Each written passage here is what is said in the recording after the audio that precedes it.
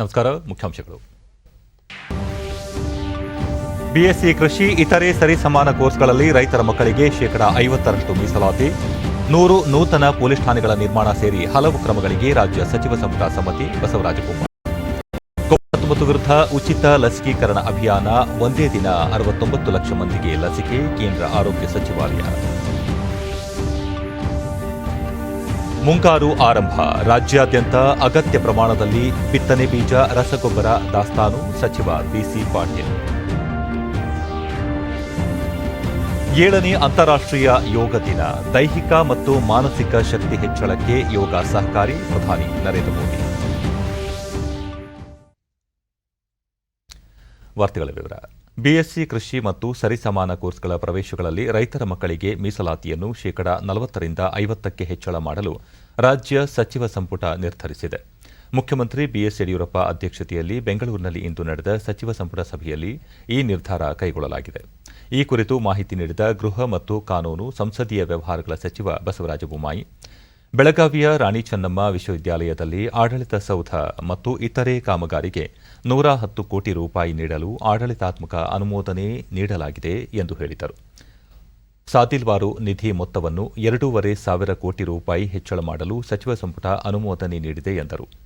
ಉಳಿದಂತೆ ರಾಜ್ಯದಲ್ಲಿ 100 ಪೊಲೀಸ್ ಠಾಣೆಗಳ ನಿರ್ಮಾಣಕ್ಕೆ 200 ಕೋಟಿ ರೂಪಾಯಿ ವೆಚ್ಚ, ಮೈಸೂರಿನ ವೈದ್ಯಕೀಯ ಕಾಲೇಜು ನಿರ್ಮಾಣಕ್ಕೆ 154 ಕೋಟಿ ರೂಪಾಯಿ ಪರಿಷ್ಕೃತ ಯೋಜನೆಗೆ ಅನುಮತಿ, ಹಾಸನದಲ್ಲಿ ನಿರ್ಮಾಣವಾಗುತ್ತಿರುವ ವಿಮಾನ ನಿಲ್ದಾಣಕ್ಕೆ 193.65 ಕೋಟಿ ರೂಪಾಯಿ ನೀಡಲು ಅನುಮೋದನೆ ನೀಡಲಾಗಿದೆ. ಉತ್ತರ ಕನ್ನಡ ಜಿಲ್ಲೆಯ ಅಂಕೋಲಾ ತಾಲೂಕಿನಲ್ಲಿ 25 ಕೋಟಿ ರೂಪಾಯಿ ವೆಚ್ಚದಲ್ಲಿ ಸೇತುವೆ ನಿರ್ಮಾಣ ಹಾಗೂ ಭಟ್ಕಳ ಚಳ್ಳಕೆರೆಯಲ್ಲಿ ಮಿನಿ ವಿಧಾನಸೌಧ ನಿರ್ಮಾಣಕ್ಕೆ ಪರಿಷ್ಕೃತ ಅಂದಾಜಿಗೆ ಒಪ್ಪಿಗೆ ನೀಡಲಾಗಿದೆ ಎಂದು ಅವರು ಮಾಹಿತಿ ನೀಡಿದರು. ಕೊರೋನಾ ಸಾಂಕ್ರಾಮಿಕ ತಡೆಗೆ 18 ವರ್ಷ ಮೇಲ್ಪಟ್ಟ ಎಲ್ಲರಿಗೂ ಉಚಿತ ಲಸಿಕೆ ನೀಡುವ ಕೇಂದ್ರ ಸರ್ಕಾರದ ಮಹತ್ವಾಕಾಂಕ್ಷಿ ಆಂದೋಲನಕ್ಕೆ ಇಂದು ದೇಶಾದ್ಯಂತ ಚಾಲನೆ ದೊರೆತಿದೆ. ದೇಶದ ಎಲ್ಲ ರಾಜ್ಯ ಮತ್ತು ಕೇಂದ್ರಾಡಳಿತ ಪ್ರದೇಶಗಳಲ್ಲಿ ಈ ಆಂದೋಲನ ಆರಂಭವಾಗಿದೆ. ರಾಜ್ಯದಲ್ಲಿ ಈ ಕಾರ್ಯಕ್ರಮಕ್ಕೆ ಮುಖ್ಯಮಂತ್ರಿ ಬಿಎಸ್ ಯಡಿಯೂರಪ್ಪ ಚಾಲನೆ ನೀಡಿದರು.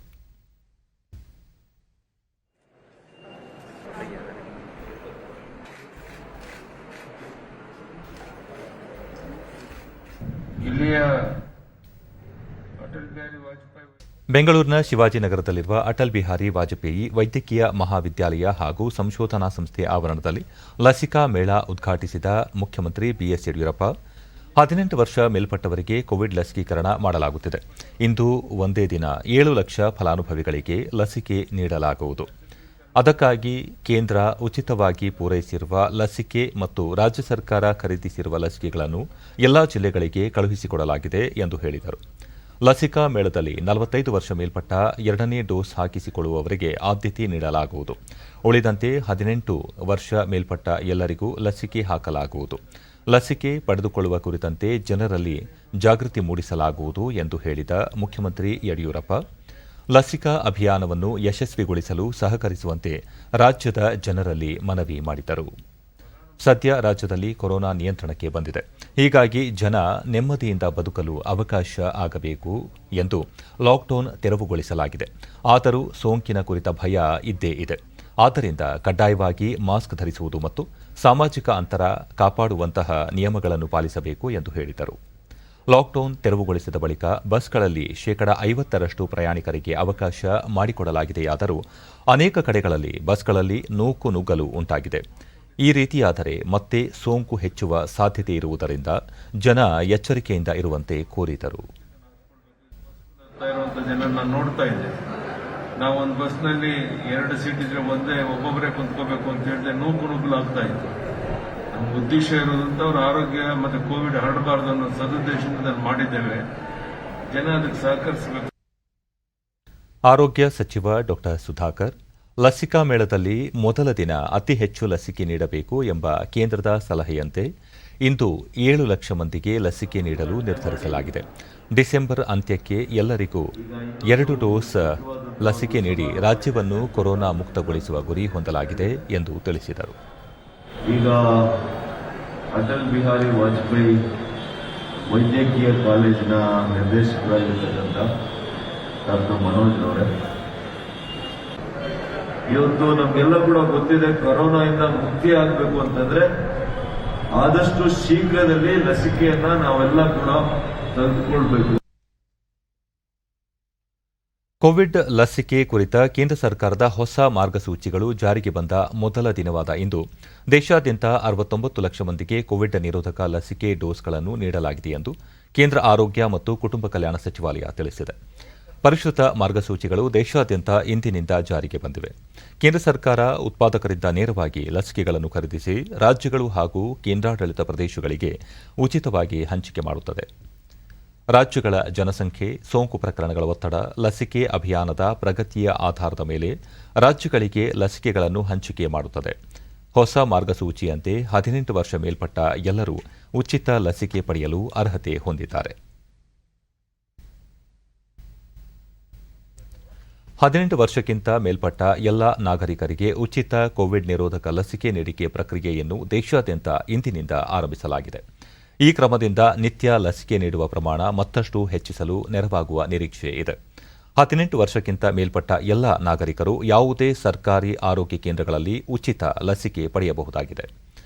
ಲಸಿಕೆ ತಯಾರಕರಿಂದ ಒಟ್ಟು ಲಸಿಕೆ ಉತ್ಪಾದನೆಯ 75% ಕೇಂದ್ರ ಸರ್ಕಾರ ಖರೀದಿಸಿ ರಾಜ್ಯ ಸರ್ಕಾರಗಳಿಗೆ ಉಚಿತವಾಗಿ ನೀಡಲಿದೆ. ಲಸಿಕೆಗಾಗಿ ರಾಜ್ಯ ಸರ್ಕಾರಗಳು ಯಾವುದೇ ಹಣ ವೆಚ್ಚ ಮಾಡಬೇಕಾಗಿಲ್ಲ. ಎಲ್ಲ ಲಸಿಕಾ ಕೇಂದ್ರಗಳಲ್ಲಿ ಆನ್ ಸೈಟ್ ನೋಂದಣಿ ಸೌಲಭ್ಯಗಳನ್ನು ಕಲ್ಪಿಸಲಾಗಿದೆ. ಲಸಿಕೆ ಪಡೆದುಕೊಳ್ಳಲು ಕೋವಿನ್ ಅಪ್ಲಿಕೇಶನ್ನಲ್ಲಿ ನೋಂದಣಿ ಕಡ್ಡಾಯವಲ್ಲ ಎಂದು ತಿಳಿಸಲಾಗಿದೆ. ಕೇಂದ್ರ ಆರೋಗ್ಯ ಸಚಿವ ಡಾ ಹರ್ಷವರ್ಧನ್ ದೆಹಲಿಯ ಆರ್ಎಂಎಲ್ ಆಸ್ಪತ್ರೆಗೆ ಭೇಟಿ ನೀಡಿ ಲಸಿಕಾ ಅಭಿಯಾನವನ್ನು ಪರಿಶೀಲಿಸಿದರು.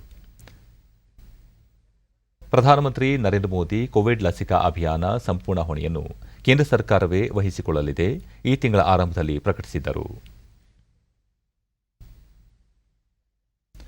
ಮೈಸೂರು ಜಿಲ್ಲೆ ಎಚ್ಡಿ ಕೋಟೆ ತಾಲೂಕಿನಲ್ಲಿ ವಿವೇಕಾನಂದ ಯೂತ್ ಮೂವ್ಮೆಂಟ್ ಸಂಸ್ಥೆ ವತಿಯಿಂದ ಆದಿವಾಸಿ ಜನರಿಗೆ ಉಚಿತ ಕೋವಿಡ್ ಲಸಿಕೆ ಅಭಿಯಾನಕ್ಕೆ ಉಪಮುಖ್ಯಮಂತ್ರಿ ಅಶ್ವತ್ಥನಾರಾಯಣ ಹಾಗೂ ಜಿಲ್ಲಾ ಉಸ್ತುವಾರಿ ಸಚಿವ ಎಸ್ಟಿ ಸೋಮಶೇಖರ ಚಾಲನೆ ನೀಡಿದರು.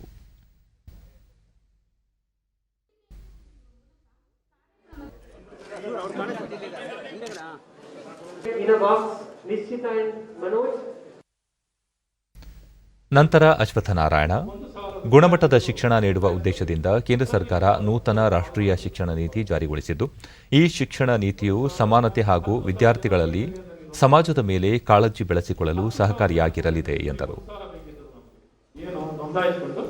ಪ್ರತಿದಿನ ಅವ್ರ ಮನೆಯಲ್ಲೇ ಇದ್ದು ಪ್ರತಿಯೊಬ್ಬ ವ್ಯಕ್ತಿ 30 ಕಾಲ್ ಮಾಡಬೇಕು. ಯಾರಿಗೆ? ಕೋವಿಡ್ ಸೋಂಕಿತರಿಗೆ, ಮನೆಯಲ್ಲಿರೋರಿಗೆ, ಹೋಮ್ ಐಸೋಲೇಷನ್ ಇರೋರಿಗೆ ಫೋನ್ ಮಾಡಿ ನೀವು ಹೇಗಿದ್ದೀರಾ, ನಿಮ್ಮ ಸಮಸ್ಯೆ ಏನು, ನಿಮಗೆ ಸಮಸ್ಯೆ ಜಾಸ್ತಿ ಇದೆಯಾ, ನೀವು ಆಸ್ಪತ್ರೆಗೆ ದಾಖಲು ಮಾಡಬೇಕಾ ಅಥವಾ ಮನೆಯಲ್ಲೇ ಉಳ್ಕೊಂಡು ನೀವು ಚಿಕಿತ್ಸೆನ ಪಡ್ಕೊತೀರಾ ಅಂತ ಮಾಹಿತಿಗಳು, ನಿಮ್ಗೆ ಬೇರೆ ಬೇರೆ ಆರೋಗ್ಯ ಸಮಸ್ಯೆಗಳಿದೆಯಾ, ಇನ್ನೂ ಇತರ ಸಮಸ್ಯೆಗಳನ್ನ ಕೇಳ್ಕೊಂಡು ರೆಕಾರ್ಡ್ ಮಾಡ್ಕೊಂತ ಕೆಲಸ ಮಾಡಬೇಕು. S T Somashekhar Vivekananda youth movement ಸಂಸ್ಥೆ ಕಾರ್ಯ ಮಾದರಿಯಾಗಿದೆ. ತಾಲೂಕಿನಲ್ಲಿ 45 ವರ್ಷ ಮೇಲ್ಪಟ್ಟವರಿಗೆ 78% ಲಸಿಕೆ ವಿತರಣೆ ಕಾರ್ಯ ಪೂರ್ಣಗೊಂಡಿದೆ ಎಂದು ತಿಳಿಸಿದರು. ಪ್ರದೇಶದಲ್ಲಿ ಇನ್ನೂ ಹೆಚ್ಚಿನ ಇವತ್ತು 19 ಬೆಡೆಡ್ ಇರ್ಬೋದು, ನಾಳೆ 22 ಬೆಡೆಡ್ ಇರ್ಬೋದು. ಹಿಂಗೆ ಈ ಭಾಗಕ್ಕೆ ಒಂದು ಮಾನವೀಯತೆ ದೃಷ್ಟಿಯಿಂದ ಏನೆಲ್ಲ ಮೆಡಿಸಿನ್ ಇದನ್ನ ಕೊಡಬಹುದು ಅಂತಕ್ಕಂಥದ್ದು ಅವರ ಚಿಂತನೆ ಇದೆಯಲ್ಲ, ಇವತ್ತಿನ ಸನ್ನಿವೇಶದಲ್ಲಿ 100ಕ್ಕೆ 100 ಮಾನವೀಯತೆ ಇರ್ತಕ್ಕಂಥ, ಹೃದಯ ವೈಶಾಲ್ಯ ಇರ್ತಕ್ಕಂಥ. ಉತ್ತರ ಕನ್ನಡ ಜಿಲ್ಲೆಯ ಶಿರಸಿ ತಾಲೂಕಿನ ಬನವಾಸಿ ಹಾಗೂ ಗುಡ್ನಾಪುರ ಪ್ರಾಥಮಿಕ ಆರೋಗ್ಯ ಕೇಂದ್ರಗಳಲ್ಲಿ 18 ವರ್ಷ ದಾಟಿದ ಎಲ್ಲ ನಾಗರಿಕರಿಗೆ ಉಚಿತವಾಗಿ ಲಸಿಕೆ ಹಾಕುವ ಅಭಿಯಾನ ಆರಂಭಗೊಂಡಿದೆ. ಫಲಾನುಭವಿ ಸ್ನೇಹ ಗೌಡ ತಾವು ಮೊದಲ ಡೋಸ್ ಲಸಿಕೆ ಹಾಕಿಸಿಕೊಳ್ಳಲು ಆಗಮಿಸಿದ್ದು, ಸಾರ್ವಜನಿಕರು ಲಸಿಕೆ ಹಾಕಿಸಿಕೊಳ್ಳುವ ಮೂಲಕ ಸೋಂಕು ಬರದಂತೆ ನೋಡಿಕೊಳ್ಳಲು ಮುಂದಾಗಬೇಕು ಎಂದು ಹೇಳಿದರು.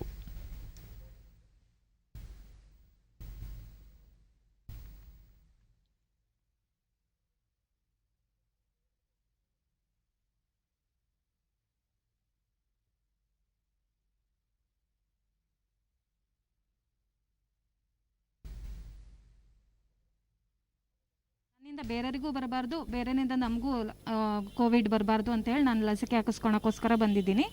ಎಲ್ಲರೂ ಲಸಿಕೆ ಹಾಕಿಸ್ಕೊಳ್ರಿ. ಇನ್ನೋರ್ವ ಫಲಾನುಭವಿ ವಿಶ್ವನಾಥ್ ಪ್ರತಿಕ್ರಿಯಿಸಿ, ಆಧಾರ್ ಸಂಖ್ಯೆಯ ಮಾಹಿತಿಯ ಮೇಲೆ ಲಸಿಕೆ ನೀಡುತ್ತಿರುವುದು ಎಲ್ಲರಿಗೂ ಅನುಕೂಲವಾಗಿದೆ ಎಂದರು. ವ್ಯಾಕ್ಸಿನನ್ನು ತಗೊಳ್ಬೇಕಾಗಿ ವಿನಂತಿ. ಮತ್ತು ಈಗ ಮೊದಲಿನ ಥರ ಮೊದಲೇ ರಿಜಿಸ್ಟರ್ ಮಾಡಿಸ್ಬೇಕು ಅಥವಾ ವೆಬ್ಸೈಟು ರಿಜಿಸ್ಟ್ರೇಷನು ಅದೇನು ಅವಶ್ಯಕತೆ ಇಲ್ಲ. ಎಲ್ಲರೂ ಬರೀ ಆಧಾರ್ ಕಾರ್ಡ್ ಅಥವಾ ID ಪ್ರೂಫ್ ತಂದು ವ್ಯಾಕ್ಸಿನನ್ನು ತೆಗೆದುಕೊಳ್ಬೋದು. ವೈದ್ಯಾಧಿಕಾರಿ ಡಾಕ್ಟರ್ ಜಯಶ್ರೀ ಹೆಗಡೆ, ಬೆಳಗ್ಗೆಯಿಂದಲೇ ಲಸಿಕಾ ಮಹಾ ಅಭಿಯಾನ ಕಾರ್ಯಕ್ರಮವನ್ನು ಆರಂಭಿಸಲಾಗಿದೆ. ಸಾಕಷ್ಟು ಪ್ರಮಾಣದಲ್ಲಿ ಲಸಿಕೆ ದಾಸ್ತಾನು ಇದೆ. ಸುತ್ತಮುತ್ತಲ ಗ್ರಾಮಸ್ಥರು ಆಗಮಿಸಿ ಲಸಿಕೆ ಪಡೆಯಿರಿ ಎಂದು ಹೇಳಿದರು. ಎಷ್ಟು ಜನ ಬಂದ್ರೂ ಸಾಕಷ್ಟು ಹಾಕುವಷ್ಟು ವ್ಯಾಕ್ಸಿನ್ ಇದೆ. ಎಲ್ಲರ ಸಹಕಾರ ತಗೊಂಡು ನಾವು ಇದನ್ನು ಸಕ್ಸಸ್ಫುಲ್ ಆಗಿ ಮಾಡ್ತಾ ಇದ್ದೀವಿ. ಇದೇ ವೇಳೆ ಪ್ರಾಥಮಿಕ ಆರೋಗ್ಯ ಕೇಂದ್ರಕ್ಕೆ ಆಗಮಿಸಿದ ಸಾರ್ವಜನಿಕರಿಗೆ ಕೊರೋನಾ ಸೋಂಕು ಪತ್ತೆ ಪರೀಕ್ಷೆ ನಡೆಸಲಾಯಿತು.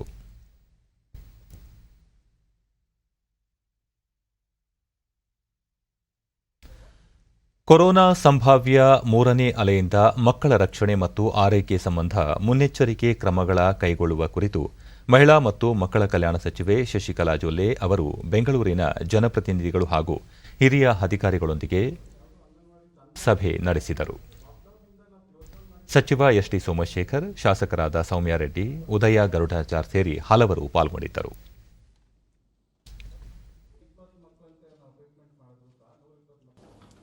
ಈ ವೇಳೆ ಶಶಿಕಲಾ ಜೊಲ್ಲೆ, ಮೂರನೇ ಅಲೆ ಮಕ್ಕಳ ಮೇಲೆ ಪರಿಣಾಮ ಬೀರಲಿದೆ ಎನ್ನುವ ತಜ್ಞರ ಮಾಹಿತಿ ಹಿನ್ನೆಲೆಯಲ್ಲಿ ಈಗಿನಿಂದಲೇ ಬೆಂಗಳೂರು ಸೇರಿದಂತೆ ರಾಜ್ಯಾದ್ಯಂತ ಮುನ್ನೆಚ್ಚರಿಕೆ ಕ್ರಮಗಳನ್ನು ಕೈಗೊಳ್ಳಲಾಗುತ್ತಿದೆ ಎಂದರು.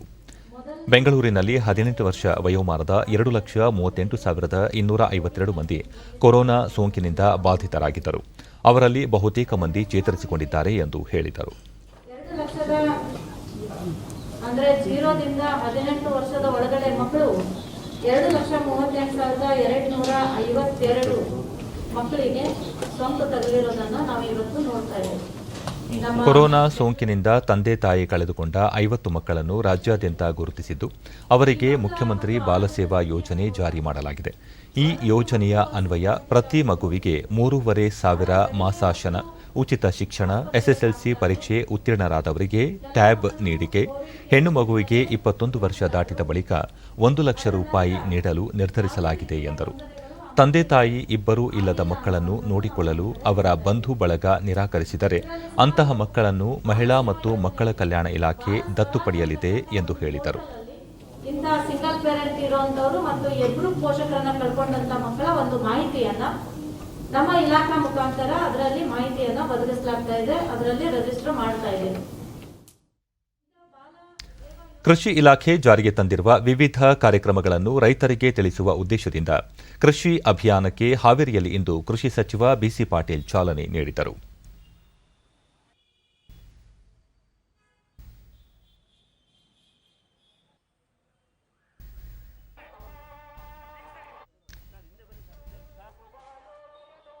ಬಳಿಕ ಅವರು ಪ್ರತಿ ಹೋಬಳಿಯಲ್ಲಿ 3 ದಿನಗಳ ಕಾಲ ಕೃಷಿ ಅಭಿಯಾನವನ್ನು ಹಮ್ಮಿಕೊಂಡು ವಿವಿಧ ಕಾರ್ಯಕ್ರಮಗಳ ಬಗ್ಗೆ ರೈತ ಬಾಂಧವರಿಗೆ ಅರಿವು ಮೂಡಿಸಲಾಗುವುದು. ಇಲಾಖೆಯ ಎಲ್ಲ ಯೋಜನೆಗಳ ಸದುಪಯೋಗ ಪಡೆದುಕೊಳ್ಳಬೇಕು ಎಂದು ಅವರು ಹೇಳಿದರು. ರೈತರು ನಿಗದಿತ ಅವಧಿಯಲ್ಲಿ ಬೆಳೆ ವಿಮೆ ಪಾವತಿಸಬೇಕು. ಈ ಮೂಲಕ ಸೌಲಭ್ಯವನ್ನು ಪಡೆಯಬೇಕು. ಈ ವರ್ಷ ಬೆಳೆ ಸಮೀಕ್ಷೆ ಪ್ರಾರಂಭವಾಗಿದೆ. ರೈತರು ಆಪ್ ಮೂಲಕವೂ ಸ್ವಯಂ ಪ್ರೇರಿತವಾಗಿ ಸಮೀಕ್ಷೆ ಮಾಡಬಹುದು ಎಂದು ಹೇಳಿದರು. ಮುಂಗಾರು ಆರಂಭವಾಗಿರುವ ಹಿನ್ನೆಲೆಯಲ್ಲಿ ಬೀಜ, ರಸಗೊಬ್ಬರ ಸಮಸ್ಯೆ ಎದುರಾಗದಂತೆ ಎಚ್ಚರಿಕೆ ವಹಿಸಿದ್ದೇವೆ. ಅಗತ್ಯ ಪ್ರಮಾಣದ ದಾಸ್ತಾನು ಕೂಡ ಮಾಡಲಾಗಿದೆ. ರಾಜ್ಯದ ಯಾವುದೇ ಭಾಗದಲ್ಲಿ ಬಿತ್ತನೆ ಬೀಜದ ಸಮಸ್ಯೆ ಇಲ್ಲ ಎಂದು ಹೇಳಿದರು. ಅದನ್ನು ಕೂಡ ರೈತ ಬಾಂಧವರು ನಿಗದಿತ ಅವಧಿಯೊಳಗೆ ಬೆಳೆ ವಿಮೆಯನ್ನು ಕಟ್ಕೋಬೇಕು. ಮತ್ತು ಕಳೆದ ವರ್ಷದಂತೆ ಈ ವರ್ಷನೂ ಕೂಡ ನಮಗೆ ಈ ಬೆಳೆ ಸಮೀಕ್ಷೆ ಪ್ರಾರಂಭ ಮಾಡ್ತಾ ಇದ್ದೇವೆ. ಕಳೆದ ವರ್ಷ 2,10,00,000 ಪ್ಲಾಟ್ಗಳಲ್ಲಿ 46 ಲಕ್ಷ ಪ್ಲಾಟ್ಗಳನ್ನು ನಮ್ಮ ಕರ್ನಾಟಕದಲ್ಲಿ ರೈತರೇ ಮಾಡಿದರು. ರೈತರೇ ಮೊಬೈಲ್ ಆ್ಯಪಲ್ಲಿ ಡೌನ್ ಮಾಡಿಕೊಂಡು ರೈತರಿಂದ ಮಾಡಿಸ್ಕೊಂಡಿದ್ದು. ಈ ಸರಿ ಅದು ಅತಿ ಹೆಚ್ಚು ಸಂಖ್ಯೆಯಲ್ಲಿ ರೈತರು ಇದರಲ್ಲಿ ಪಾಲ್ಗೊಂಡು ಅದರ ಸದ್ವಿನಿಯೋಗವನ್ನು ಮಾಡ್ಕೋಬೇಕು ಅಂತೇಳಿ ನಾನು ರೈತ ಬಾಂಧವರಲ್ಲಿ ವಿನಂತಿಯನ್ನು ಮಾಡಿಕೊಳ್ತಾ ಇದ್ದೇನೆ. ಅದರ ಜೊತೆಗೆ ರಾಜ್ಯದಲ್ಲಿ ಕೊರೋನಾ ಸೋಂಕು ತಕ್ಕಮಟ್ಟಿಗೆ ನಿಯಂತ್ರಣಕ್ಕೆ ಬಂದು ಪಾಸಿಟಿವಿಟಿ ದರ 5% ಕಡಿಮೆ ಇರುವ 17 ಜಿಲ್ಲೆಗಳಲ್ಲಿ ಇಂದಿನಿಂದ ಇನ್ನಷ್ಟು ಅನ್ಲಾಕ್ ಮಾಡಲಾಗಿದ್ದು ವಿವಿಧ ಚಟುವಟಿಕೆಗಳಿಗೆ ಅವಕಾಶ ಕಲ್ಪಿಸಲಾಗಿದೆ. ಪಾಸಿಟಿವಿಟಿ ದರ 5% 10 ಮತ್ತು ಅದಕ್ಕಿಂತ ಹೆಚ್ಚಿರುವ ಜಿಲ್ಲೆಗಳಲ್ಲಿ ಕೋವಿಡ್ ಮಾರ್ಗಸೂಚಿಗಳು ಎಂದಿನಂತೆ ಮುಂದುವರಿಯಲಿವೆ. ಪಾಸಿಟಿವಿಟಿ ದರ 5% ಕಡಿಮೆ ಇರುವ ಜಿಲ್ಲೆಗಳಾದ ಉತ್ತರ ಕನ್ನಡ, ಬೆಳಗಾವಿ, ಮಂಡ್ಯ, ಕೊಪ್ಪಳ, ಚಿಕ್ಕಬಳ್ಳಾಪುರ, ತುಮಕೂರು, ಕೋಲಾರ, ಬೆಂಗಳೂರು ನಗರ, ಧಾರವಾಡ, ಗದಗ, ರಾಯಚೂರು, ಬಾಗಲಕೋಟೆ, ಕಲಬುರಗಿ, ಹಾವೇರಿ, ರಾಮನಗರ, ಯಾದಗಿರಿ, ಬೀದರ್ ಜಿಲ್ಲೆಗಳಲ್ಲಿ ಎಂದಿನಂತೆ ವ್ಯಾಪಾರ ವಹಿವಾಟುಗಳಿಗೆ ಅವಕಾಶ ಕಲ್ಪಿಸಿದ್ದು ಸಂಜೆ 5 ಗಂಟೆಯವರೆಗೆ ಅಂಗಡಿ ಮುಂಗಟ್ಟುಗಳನ್ನು ತೆರೆಯಲು ಅವಕಾಶ ಮಾಡಿಕೊಡಲಾಗಿದೆ. ಎಸಿ ಬಳಸದೆ ಹೋಟೆಲ್, ರೆಸ್ಟೋರೆಂಟ್, ಕ್ಲಬ್ನಲ್ಲಿ 50% ಸಾಮರ್ಥ್ಯದೊಂದಿಗೆ ಕುಳಿತು ಆಹಾರ ಸೇವನೆಗೆ ಸಂಜೆ 5ರವರೆಗೆ ಅವಕಾಶ ಕಲ್ಪಿಸಲಾಗಿದೆ. ಹೊರಾಂಗಣ ಚಿತ್ರೀಕರಣಕ್ಕೆ ಅನುಮತಿ ನೀಡಲಾಗಿದೆ. ವೀಕ್ಷಕರಿಲ್ಲದಂತೆ ಹೊರಾಂಗಣ ಕ್ರೀಡೆಗಳಿಗೆ ಅವಕಾಶ. ಸರ್ಕಾರಿ, ಖಾಸಗಿ ಕಚೇರಿಗಳು 50% ಸಾಮರ್ಥ್ಯದೊಂದಿಗೆ ಕಾರ್ಯನಿರ್ವಹಣೆ ಅವಕಾಶ. ಲಾಡ್ಜ್, ರೆಸಾರ್ಟ್ಗಳು 50% ಸಾಮರ್ಥ್ಯದೊಂದಿಗೆ ಕಾರ್ಯನಿರ್ವಹಣೆಗೆ ಅನುಮತಿ. ಜಿಮ್ಗಳಲ್ಲಿ 50% ಸಾಮರ್ಥ್ಯದೊಂದಿಗೆ ಅವಕಾಶ ಕಲ್ಪಿಸಲಾಗಿದೆ. ಅಲ್ಲದೆ ಬೆಂಗಳೂರು ಮಹಾನಗರ ಸಾರಿಗೆ ಸಂಸ್ಥೆ, ಬಿಎಂಟಿಸಿ, ಕೆಎಸ್ಆರ್ಟಿಸಿ, ಮೆಟ್ರೋ ರೈಲುಗಳಲ್ಲಿ 50% ಪ್ರಯಾಣಿಕರ ಸಾಮರ್ಥ್ಯದಲ್ಲಿ ಸಂಚಾರಕ್ಕೆ ಅನುವು ಮಾಡಿಕೊಡಲಾಗಿದ್ದು ಬಸ್ ಹಾಗೂ ರೈಲುಗಳನ್ನು ಸ್ಯಾನಿಟೈಸ್ ಮಾಡಿ ಪ್ರಯಾಣಕ್ಕೆ ಅವಕಾಶ ಕಲ್ಪಿಸಲಾಗಿದೆ. ಈ ಮಧ್ಯೆ ಈಗಾಗಲೇ ಜಾರಿಯಲ್ಲಿರುವಂತೆ ಪ್ರತಿದಿನ ರಾತ್ರಿ 7ರಿಂದ ಬೆಳಗ್ಗೆ 5 ಗಂಟೆಯವರೆಗೆ ಕರ್ಫ್ಯೂ ಮುಂದುವರಿಯಲಿದೆ. ಶುಕ್ರವಾರ ರಾತ್ರಿ 7ರಿಂದ ಸೋಮವಾರ ಬೆಳಗ್ಗೆ 5 ಗಂಟೆಯವರೆಗೆ ವಾರಾಂತ್ಯ ಕರ್ಫ್ಯೂ ಸಹ ಜಾರಿಯಲ್ಲಿರುತ್ತದೆ.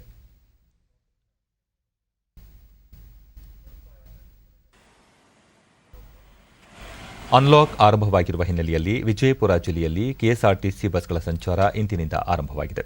ಬಸ್ಗಳನ್ನು ಶುಚಿಗೊಳಿಸುವುದು ಸೇರಿದಂತೆ ಸಂಪೂರ್ಣ ಸ್ಯಾನಿಟೈಸ್ ಮಾಡಿ ಪ್ರಯಾಣಿಕರ ಸಂಚಾರಕ್ಕೆ ಅನುವು ಮಾಡಿಕೊಡಲಾಗಿದೆ.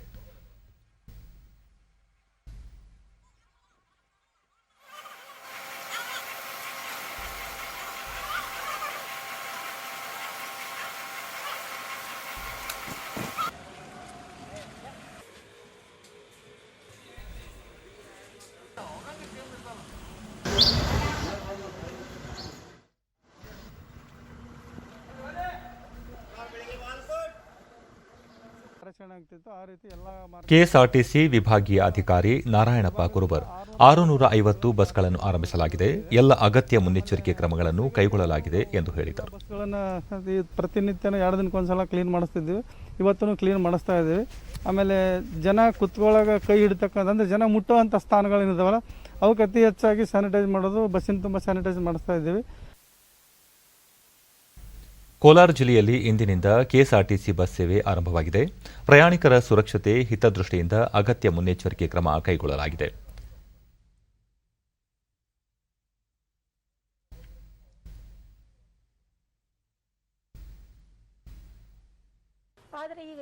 ಶಿಕ್ಷಕಿ ಸುನಂದಮ್ಮ, ವಾರದಿಂದ ಶಾಲೆಗೆ ತೆರಳಲು ಕಷ್ಟವಾಗುತ್ತಿತ್ತು. ಬಸ್ ಸಂಚಾರ ಆರಂಭಿಸಿರುವುದರಿಂದ ಅನುಕೂಲವಾಗಿದೆ ಎಂದರು. ದಿನಗಳಿಂದ ಬಸ್ಸನ್ನು ನಿಲ್ಲಿಸಿರೋದರಿಂದ ಪ್ರಾಬ್ಲಮ್ಸ್ ಇದೆ. ಆದರೆ ಇನ್ನು ಮುಂದೆ ಜನಗಳಿಗೆ ಒಂದು ಸಹಕಾರ ಮಾಡೋದಕ್ಕೆ ಉತ್ತಮ ರೀತಿಯಲ್ಲಿ ಸಾರ್ವಜನಿಕರಿಗೆ ಉಪಯೋಗ ಆಗುವಂಥ ಬಸ್ಸನ್ನು ಬಿಟ್ಟರೆ ಒಳ್ಳೆಯದಾಗುತ್ತೆ. ನಮ್ಮ ಮುಳುಬಾಗ್ಲು ಕೆಲಸಕ್ಕೆ ಬರ್ತಾ ಇದ್ದು ಕೋಲಾರ್ಗೆ ತುಂಬಾ ಖಾಸಗಿ ಕಂಪನಿ ಉದ್ಯೋಗಿ ವಿನೋದ್ ಮುಳುಬಾಗಿಲಿನಿಂದ ನರಸಾಪುರ ಕೈಗಾರಿಕಾ ಪ್ರದೇಶಕ್ಕೆ ಪ್ರತಿದಿನ ಬೈಕ್ನಲ್ಲಿ ಹೋಗುತ್ತಿದ್ದೆವು. ಇದು ಕಷ್ಟಕರವಾಗಿತ್ತು ಎಂದು ಅನುಭವ ಹಂಚಿಕೊಂಡರು. ಹೋಂಡಾ ಕಂಪ್ನಿಗೆ ಈಗ ಪರವಾಗಿಲ್ಲ, ಬಸ್ಸಲ್ಲಿ ಆರಾಮಾಗಿರ್ಬೋದು, ಸೇಫ್ಟಿ ಇದೆ, ಖರ್ಚು ಉಳಿತಾಯ ಕಮ್ಮಿ ಆಗುತ್ತೆ. ಬಸ್ ನಿಲ್ದಾಣದ ಮೇಲ್ವಿಚಾರಕ ಶಿವಕುಮಾರ್, 50% ಪ್ರಯಾಣಿಕರ ಸಾಮರ್ಥ್ಯದಲ್ಲಿ ಬಸ್ ಸೇವೆಗೆ ಅನುವು ಮಾಡಿಕೊಡಲಾಗಿದೆ.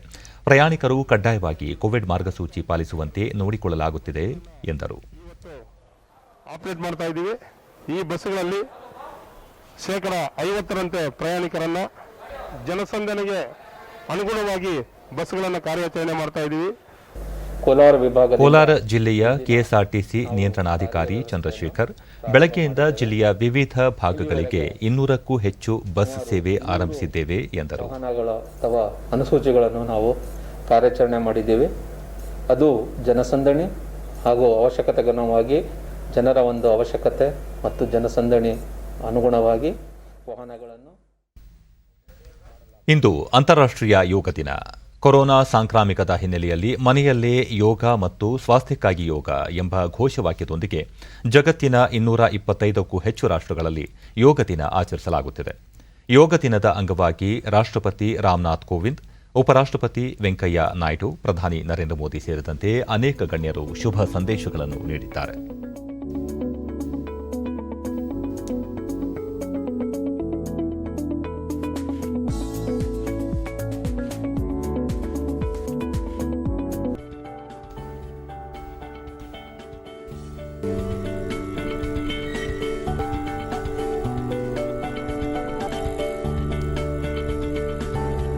ITBP personnel also did yoga with young monks at the Thiksey monastery.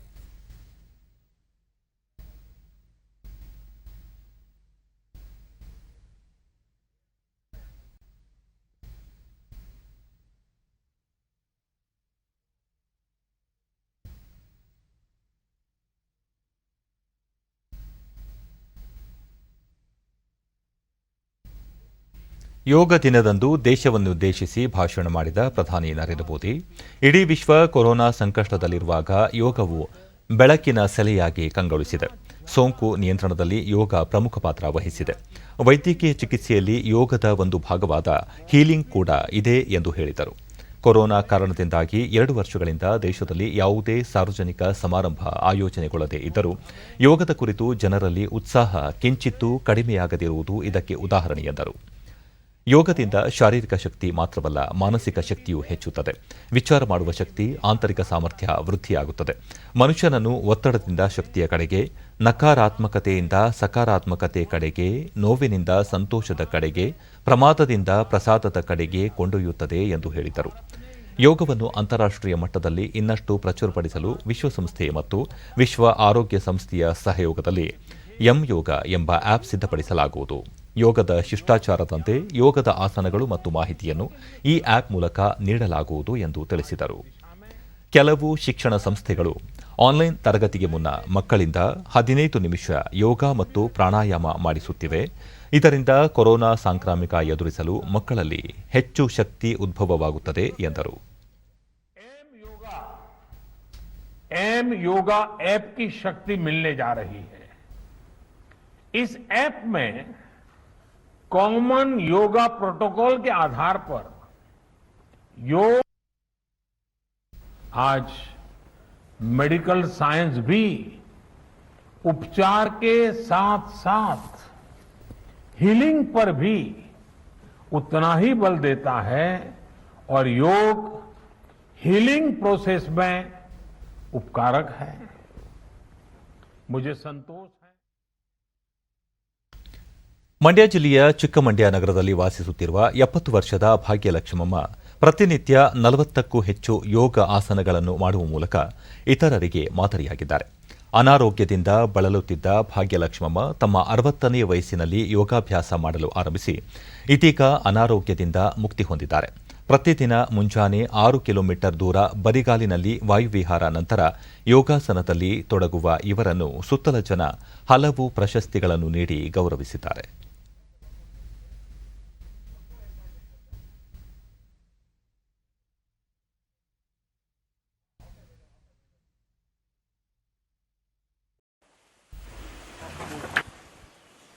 ಈ ಕುರಿತು ಡಿಡಿ ನ್ಯೂಸ್ನೊಂದಿಗೆ ಭಾಗ್ಯಲಕ್ಷ್ಮಮ್ಮ, ತಮಗೆ ಕಾಣಿಸಿಕೊಂಡಿದ್ದ ಮಂಡಿ ನೋವಿನ ಚಿಕಿತ್ಸೆಗೆಂದು ಯೋಗಾಭ್ಯಾಸ ಮಾಡಲು ಆರಂಭಿಸಿದ್ದು ಇದೀಗ ಸಂಪೂರ್ಣ ಗುಣಮುಖರಾಗುವ ಜೊತೆಗೆ ಹಲವು ರೀತಿಯ ಯೋಗ ಪ್ರಕಾರಗಳನ್ನು ಅಭ್ಯಾಸಿಸುವಂತಾಗಿದೆ. ಯುವ ಜನತೆ ಯೋಗದ ಮಹತ್ವವನ್ನು ಅರಿತು ಯೋಗಾಭ್ಯಾಸದಲ್ಲಿ ತೊಡಗಿಸಿಕೊಳ್ಳಿ ಎಂದು ಸಲಹೆ ನೀಡಿದರು. ಒಂದು ವಾರ ಮಾಡೋದ್ರೊಳಗೆ ನಮ್ಮ ಮಂಡಿ ನೋವು ಹೊರಟಾಯ್ತು, ಏನೂ ಆಗಲಿಲ್ಲ. ಆವಾಗಿಂದ ನಾನು 10 ವರ್ಷದಿಂದ ಬಿಡದಂತೆ ಅವರ ಆಶ್ರಯದ ಮೂಲಕ ಮಾಡ್ಕೊಂಬಂದೆ. ಸುಮಾರು ಒಂದು 30-40 ಆಸನಗಳು ಮಾಡ್ತೀನಿ. ಹೆಸ್ರು ಹೇಳಕ್ಕೆ ಬರದೇ ಇದ್ರೂ ಮಾಡೋದನ್ನು ನೋಡಿ ಒಂದು 40 ಆಸನನೇ ಮಾಡ್ತೀನಿ ನಾನು. ಭಾಗ್ಯಲಕ್ಷ್ಮಮ್ಮ ಪುತ್ರ ಧನರಾಜ್ ಈ ಹಿಂದೆ ಹಲವು ಕಾಯಿಲೆಗಳಿಂದ ಬಳಲುತ್ತಿದ್ದ ತಮ್ಮ ತಾಯಿ ಯೋಗ ಅಭ್ಯಾಸದಿಂದ ಎಲ್ಲ ಅನಾರೋಗ್ಯದಿಂದ ಮುಕ್ತಿ ಹೊಂದಿದ್ದಾರೆ ಎಂದು ಸಂತಸ ವ್ಯಕ್ತಪಡಿಸಿದರು. ಸತತವಾಗಿ ಯೋಗಾಸನವನ್ನು ಮಾಡ್ತಾ ಬಂದರು. ಬೆಳಗಿನ ಜಾವ 5 ಗಂಟೆಗೆ ಎದ್ದು ಅವರು ಮಂಡ್ಯ ಹೊರಟು ಅಲ್ಲಿ 1-1.5 ಗಂಟೆಗಳ ಕಾಲ ಅಭ್ಯಾಸವನ್ನು ಮಾಡಿ ಪ್ರತಿನಿತ್ಯ ಅವರು ನಡ್ಕೊಂಡೇ ವಾಪಸ್ ಬರ್ತಾಯಿದ್ರು. ಈ ರೀತಿ ಅವರು ಸುಮಾರು 7-8 ವರ್ಷಗಳಿಂದ ಯೋಗಾಸನವನ್ನು ಮಾಡ್ತಾನೆ ಬರ್ತಿದ್ದಾರೆ. ಇನ್ನೋರ್ವ ಪುತ್ರ ಶೇಖರ ತಮ್ಮ ತಾಯಿಯ ಪ್ರೇರಣೆಯಿಂದ ಕುಟುಂಬದ ಎಲ್ಲರೂ ಯೋಗ ಅಭ್ಯಾಸದಲ್ಲಿ ತೊಡಗಿರುವುದಾಗಿ ತಿಳಿಸಿದರು. 4:00 ಎದ್ದು ಮನೆಯಿಂದ ನಡ್ಕೊಂಡೇ ಹೋಗಿ ಯೋಗಾಸನ ಎಲ್ಲ ಮಾಡಿ ಪುನಃ ನಡ್ಕೊಂಡೇ ಬರ್ತಿದ್ದು. ಅದರಿಂದ ಚೆನ್ನಾಗಿ ಇಂಪ್ರೂವ್ ಆದಮೇಲೆ ನಾನು ಇದನ್ನು ಬಿಡಬಾರ್ದು, ಇದರಿಂದ ಯಾವ ಡಾಕ್ಟ್ರುಗಳು ಬೇಕಾಗಿಲ್ಲ ನನಗೆ ಅಂತೇಳಿ ಆರೋಗ್ಯ ಎಲ್ಲ ಚೆನ್ನಾಗಿ ಇಟ್ಕೊಂಡಿದ್ದಾರೆ. ಅದನ್ನೆಲ್ಲ ನೋಡಿ ನಮಗೂ ಮಾಡಬೇಕು ಅಂತ ಅನ್ನಿಸ್ತಾ ಇದೆ. ನಾವು ಪ್ರಯತ್ನ ಮಾಡ್ತಾಯಿದ್ವಿ. ಸ್ಥಳೀಯರಾದ ಪ್ರೇಮ, 70 ವರ್ಷದ ಭಾಗ್ಯಲಕ್ಷ್ಮಮ್ಮ ಯೋಗದಲ್ಲಿ ತೊಡಗಿಸಿಕೊಳ್ಳುವಿಕೆಯ ಉತ್ಸಾಹ ಜಿಲ್ಲೆಗೆ ಮಾದರಿ ಎಂದರು.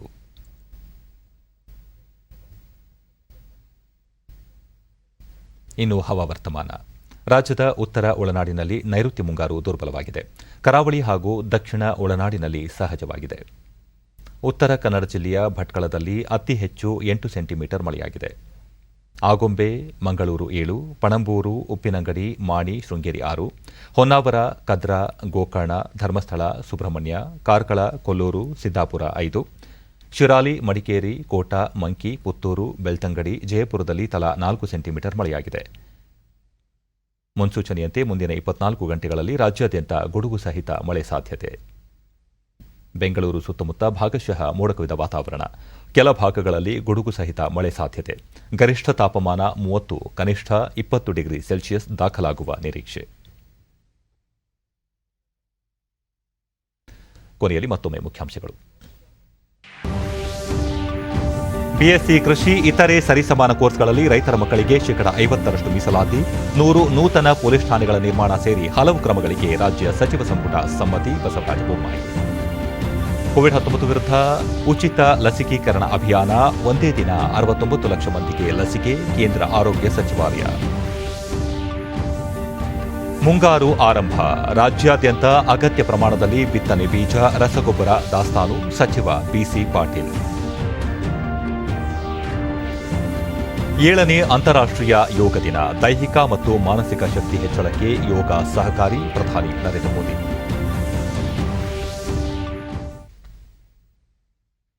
ನಮ್ಮ ವಾರ್ತಾ ಪ್ರಸಾರವನ್ನು ನೀವು ಡಿಡಿ ಚಂದನ ನ್ಯೂಸ್ ಯೂಟ್ಯೂಬ್ ಚಾನಲ್ನಲ್ಲೂ ವೀಕ್ಷಿಸಬಹುದು. ವೀಕ್ಷಕರೇ, ಈಗ ನಾನು ಸ್ಟುಡಿಯೋದಿಂದ ತೆರಳುತ್ತಿರುವ ಕಾರಣ ಮಾಸ್ಕ್ ಧರಿಸುತ್ತಿದ್ದೇನೆ. ನೀವು ಸಹ ಮನೆಯಿಂದ ಹೊರ ಹೋಗುವ ಮುನ್ನ ಸರಿಯಾದ ಕ್ರಮದಲ್ಲಿ ತಪ್ಪದೇ ಮಾಸ್ಕ್ ಧರಿಸಿ.